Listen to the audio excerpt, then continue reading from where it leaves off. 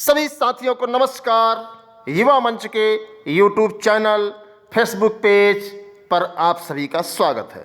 मित्रों, उपस्थित हुए एक बड़ी वार्ता में, जैसा कि आप सब जानते हैं कि शिक्षक एमएलसी का चुनाव इस समय सरगर्मी पर है। तमाम राजनीतिक गुट, तमाम शिक्षक जो रिटायर हैं और जो कार्यरत हैं, इस समय चुनावी समर में कोई किसी पार्टी से टिकट लेके आ रहा है तो कोई खुद निर्दलीय चुनाव लड़ रहा है।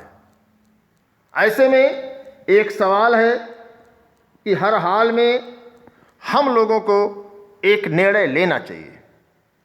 इसमें हमें आपको गंभीरता से विचार करना चाहिए कि आखिर एमएलसी चुनाव, शिक्षक एमएलसी चुनाव में हमें आपको किसे चुनना चाहिए और क्यों चुनना चाहिए, इसको लेकर के हम आप लोगों से बात करेंगे। विशेष तौर से शिक्षा जगत में आप लोग हैं और आप लोगों को इतनी तो शिक्षा है, इतना तो ज्ञान है कि आखिर आपके संघर्षों के साथ, आखिर आपके भविष्य के साथ, आखिर आपकी उम्मीदों के साथ कंधे से कंधा मिला करके कौन खड़ा था जब आप किसी भी आधार पर नहीं थे, अर्थात निराधार थे, बेरोजगार थे।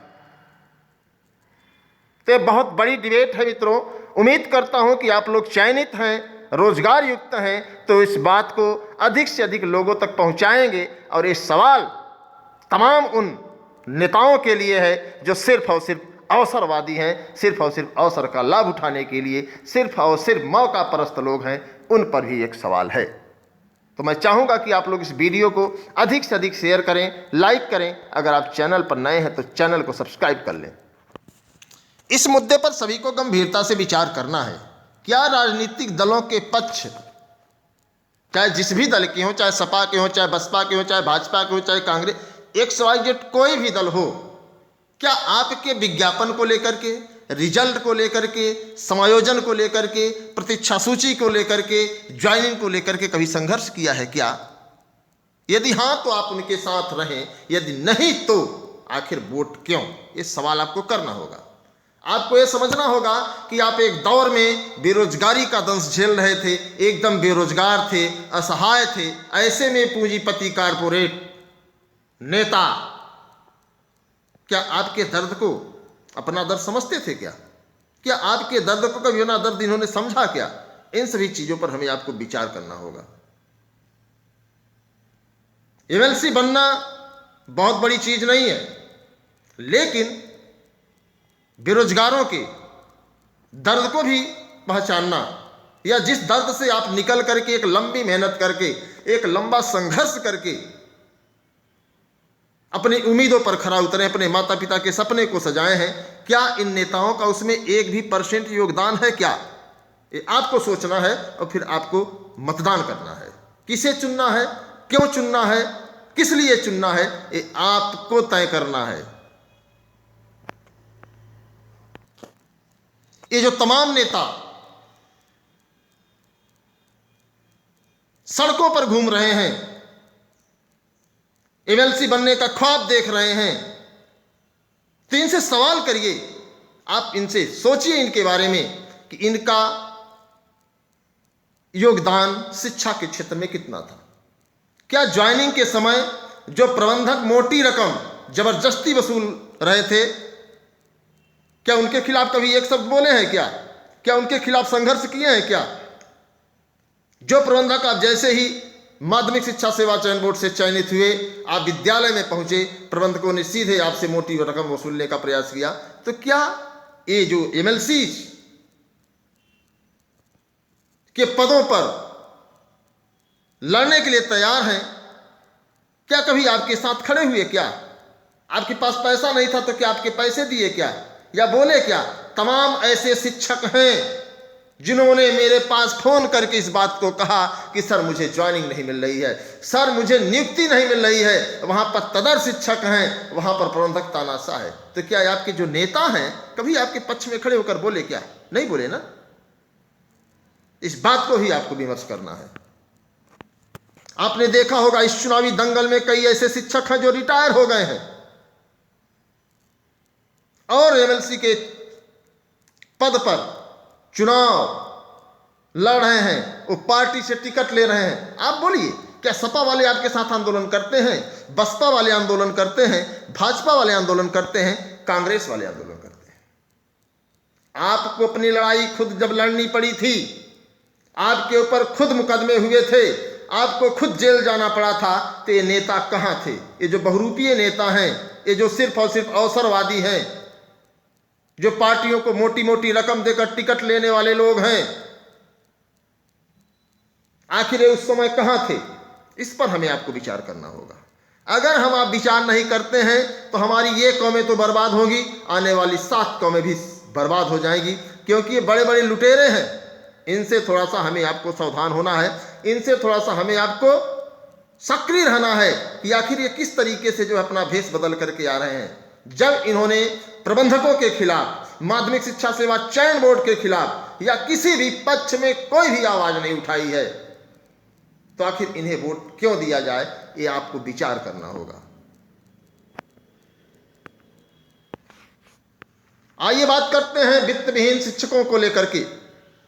तमाम ऐसे प्रदेश के साथी हैं जिन्होंने योग्यता रखी है, रोजगार के अभाव में सरकारें शिक्षा का प्राइवेटीकरण भी कर रही हैं, और तमाम हमारे ऐसे साथी हैं जिनके पास इलाहाबाद, लखनऊ, बनारस, दिल्ली जैसे शहरों में रहने का साधन संसाधन उपलब्ध नहीं है। वो लगातार अपनी जीविका चलाने के लिए वित्त विहीन विद्यालयों में 2000-5000 की नौकरी कर रहे हैं। आखिर कभी इन नेताओं ने सरकारों की आंख में आंख डाल करके सवाल किया है क्या कि वित्त विहीन शिक्षकों के साथ भी जो है मानदेय जैसी व्यवस्था लागू होनी चाहिए? वित्त विहीन शिक्षकों को भी सम्मानजनक जीवन जीने का अधिकार मिलना चाहिए, समान कार्य के आधार पर समान वेतन होना चाहिए। क्या कभी इन लोगों ने बोला है क्या? तमाम एमएलसीज, मैं इस बात को कहने में तनिक भी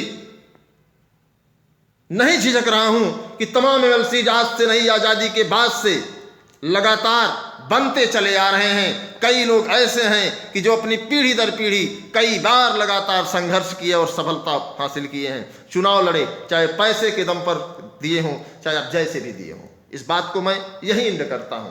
लेकिन सवाल आपसे यही है कि क्या आपकी पीड़ा को इन कारपोरेट पार्टी वालों ने, इन जो एमएलसीज के नए नए नेता निकल रहे हैं, क्या आपके दर्द को इन्होंने अपना दर्द समझा है क्या? इसको गंभीरता से सोचने की बात है। युवा मंच टीम लगातार छात्रों के हित में संघर्ष की है, जिसके आप प्रत्यक्ष प्रमाण हैं, परोक्ष प्रमाण हैं। तो क्या ये दल के लोग आपके साथ जब आप दलदल में थे तो हाथ से हाथ मिलाकर खड़े थे क्या? इन सभी चीजों पर हमें आपको विचार करना है। वोट तभी दीजिए, किसे वोट देना है, क्यों वोट देना है, इस पर आपको गंभीरता से विचार करना है। तमाम दल हैं, कई गुट हैं। क्या इन गुटों ने कभी माध्यमिक शिक्षा सेवा चयन बोर्ड की दहलीज पर आपकी समस्या को लेकर के, विज्ञापन को लेकर के, अच्छे दिनों में सभी साथी होते हैं। मैं मानता हूं कि आज आपके अच्छे दिन हैं, आज आप जो है चयनित हैं, आज आप 2 पैसे की नौकरी कर रहे हैं, आज आपका परिवार खुशमय है। तो क्या आपके दुख में ये लोग साथ खड़े थे क्या? एक बड़ा अच्छा गाना है, सुख में सब साथी दुख में न कोई। ते सुख के साथी हैं, तो क्या ये आपका साथ दे पाएंगे क्या? आपको सोचना है मित्रों, आपको विचार करना है कि जो सुख के साथी हैं ये आपके दुख में क्यों आपका साथ नहीं दिए थे, इस पर भी सवाल करना है आपको। अगला सवाल, क्या कभी जिला विद्यालय निरीक्षकों, प्रबंधकों या आला अधिकारियों के खिलाफ इन्होंने कोई संघर्ष किया है क्या? मैं आपको बताना चाहता हूं कि जितने सफेदपोशी नेता हैं, ये आयोगों, बोर्डों, जिला विद्यालय निरीक्षकों वाला अधिकारियों की दलाली करते हैं। कभी आपके खिलाफ अगर अन्याय होगा तो मैं इस बात को दावे के साथ कह सकता हूं कि आपके साथ कंधे से कंधा मिलाकर नहीं खड़े होंगे, वो चाहे किसी जिले का एमएलसी हो, चाहे किसी जिले के एमएलसी प्रत्याशी। आखिर ऐसा क्यों? सिर्फ और सिर्फ आप पार्टीवाद पर चले जाएंगे, चाहे सपा में चले जाए, चाहे भाजपा में चले जाए, बसपा में चले जाए, कांग्रेस में चले जाइए। क्या कभी इन लोगों ने आपकी पीड़ा को अपनी पीड़ा समझी? ये आपसे मैं निवेदन कर रहा हूं कि मित्रों, रात में जब भी इस वीडियो को सुनिएगा, 2 मिनट शांत दिमाग से अपने दिल पर हाथ रख करके विचार करिएगा जरूर। कि जब आप ज्वाइनिंग को लेकर के दर दर भटक रहे थे तो क्या ये एमएलसी के पद पर दावा करने वाले लोग आपके साथ खड़े थे क्या? जब आप प्रबंधकों के द्वारा दुत्कार दिए जाते थे, बाहर खदेड़ दिए जाते थे, उस दौर को आप थोड़ा सा याद करिएगा कि आपने कितनी पीड़ाओं का, कितने दर्द को, कितने उजमत को झेला है। इन सब चीज़ों पर भी आपको विचार करना है। तो सभी साथियों से यही निवेदन है कि वक्त का इंतजार करिए। किसी भी पार्टी के, किसी भी गुट के ऐसे लोगों को या जाति के या समुदाय के या संप्रदाय के बहकावे में नहीं आना है। हमें चुनाव ऐसे लोगों के साथ मिलकर के लड़ना है। किसे चुनना है, क्यों चुनना है, इन सभी की जांच परख करने के बाद यह लड़ाई जो एमएलसी की चल रही है उसमें प्रत्याशी चुना जाएगा। हमें इस बात को भी नहीं ध्यान रखना है कि आखिर कौन प्रत्याशी कैसा होगा, कौन पार्टी का कौन नेता है। हमें आपको ऐसे प्रत्याशी का चयन करना है जो आपके दुख के साथ, आप जब दलदल में थे, दल में नहीं दलदल, उस समय आपके साथ कंधे से कंधा मिलाकर खड़ा था। उम्मीद करता हूं कि आप इस बात पर थोड़ी सी गंभीरता लेंगे, मजबूती से विचार करेंगे और मंथन करेंगे। अगर आपके मन में कोई राय है, अगर आपके मन में कोई विचार है, तो मुझे बेसब्री से इंतजार रहेगा आपके कमेंट का कि जो राजनैतिक दल हैं, क्या माध्यमिक शिक्षा सेवा चयन बोर्ड पर कभी आपके साथ कंधे से कंधा मिलाकर खड़े थे? कोई आए, आप सवाल करिएगा कि जब आप समायोजन को लेकर के, रिजल्ट को लेकर के, विज्ञापन को लेकर के, ज्वाइनिंग को लेकर के, प्रतीक्षा सूची को लेकर के चयन बोर्ड का चक्कर लगा रहे थे, माध्यमिक शिक्षा सेवा चयन बोर्ड की चहारदीवारी के पीछे चारों तरफ आप राउंड लगा रहे थे, उस समय इन दलों के दलालों ने क्या आपकी एक भी बात मजबूती से रखी क्या? इन सभी चीजों को आपको सोचना है मेरे दोस्त। आज आपके अच्छे दिन हैं, आप सुखपूर्ण जीवन जी रहे हैं। इसका मतलब यह नहीं है कि आप अपने दर्द को भूल जाएं, अपने उस पीड़ा को भूल जाएं, अपने उन आंदोलनों को भूल जाएं जिसमें पुलिसों का प्रहार होता था, बघाड़ा में जो लाठियां चली थी। कोई दल बोला क्या? तो आपको इसको भी सोचना होगा।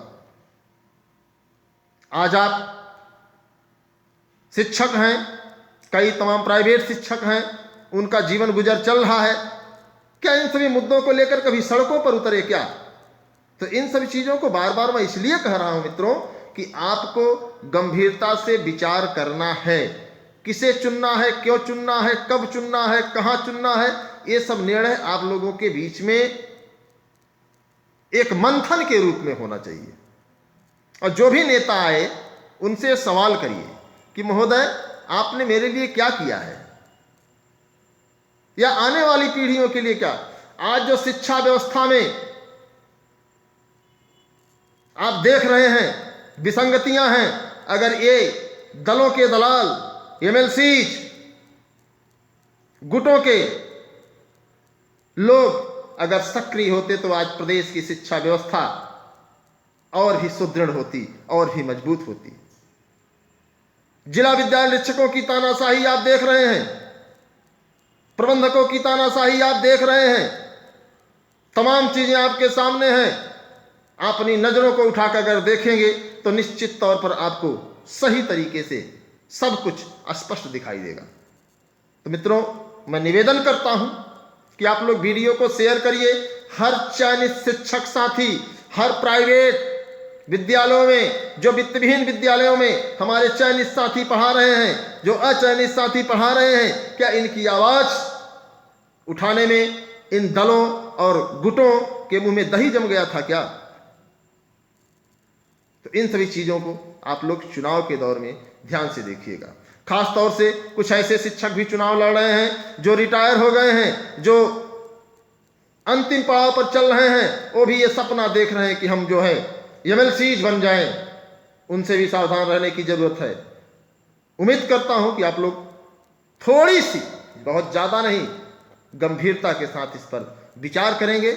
और जो भी हो आप कमेंट बॉक्स में लिखिए। मैं आपके कमेंट का बेसब्री से इंतजार कर रहा हूँ। मैं आपके संघर्षों का साथी अनिल सिंह।